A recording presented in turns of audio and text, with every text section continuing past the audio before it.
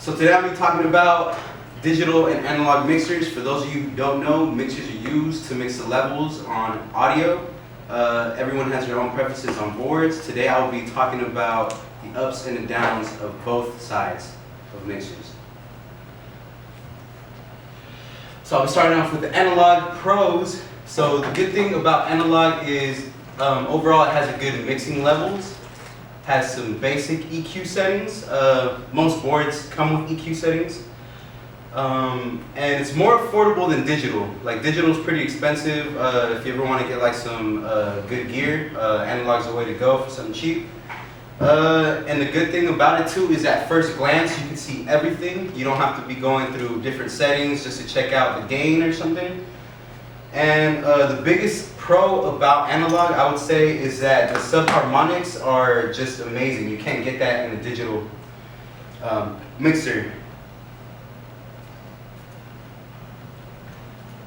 Now talking about the pros about digital, so as well as the analog, it also has good mixing levels. One thing though is the EQ is active, so it allows you for precise frequencies, levels, and bandwidth. So you'll be able to basically like choose whatever frequency you want instead of a set amount, like either lows, mids, or highs. You could actually go to a set frequency and then adjust that. The faders can control multiple functions, so you could even sometimes like program faders to control certain other functions instead of just the levels. The ability to save the settings on recall is another big thing. You know, it's annoying to have to normalize everything, to have to like remember every setting that you set. Sometimes you're gonna have to be writing that down. If analogs, that's a big up on there.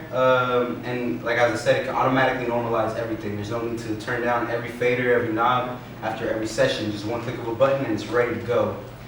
Another good thing about digital is that it has updates which fixes bugs, something that analog does not have. You're kind of stuck with what you have on analog.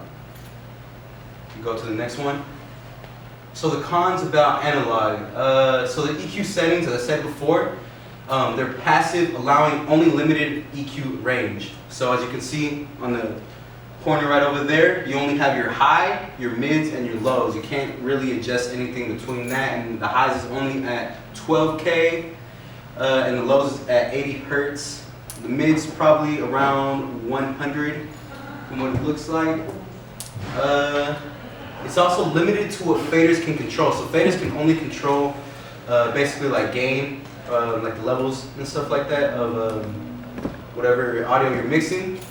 And it's also limited to bus options. So in digital, you can have a lot of bus options. In analog, you're limited to like only a few. Settings can be saved and must be reset every time. So like I said before, you're literally gonna have to be normalizing every button. You're gonna have to write down every little thing that you were doing in the past session. It's just so you can have it at the same settings when you start your next session. Another thing is you can't update it. So like I said before, you're kind of stuck with what you have. Yes. The cons about digital is digital consoles have been known to crash, though chances low. It has less quality than analog due to the subharmonics. And the settings of EQ need to be basically needs some more of a boost. So like one thing about analog, like you could, the frequencies for example, like the EQ, you might be able to boost it like 2 dBs, and on digital EQ you would have to boost it by like 6 or 7. And I have this video ready for you guys. Why is that? Because of the wire?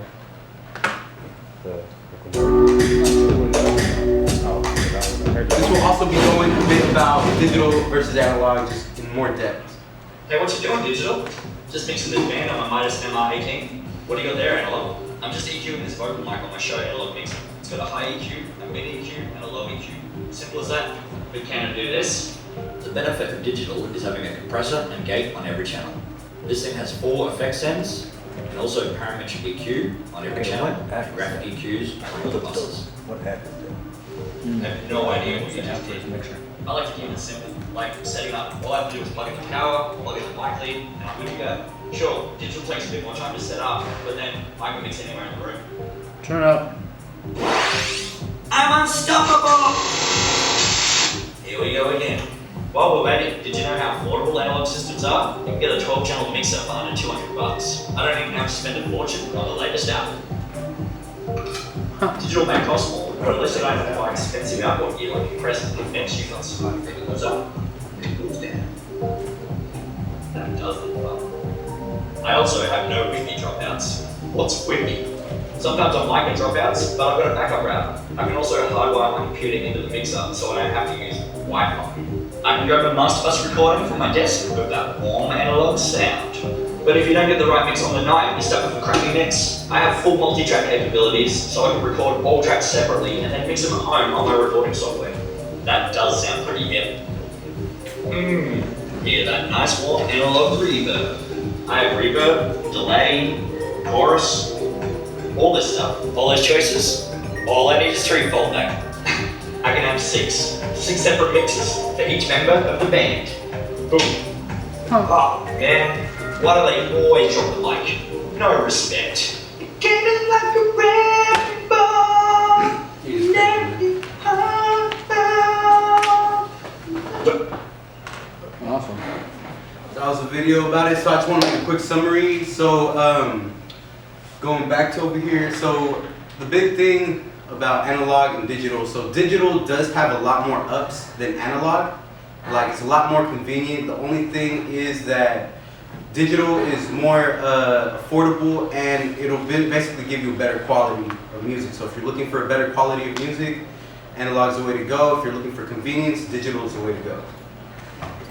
Any questions? That sounds good. Everything.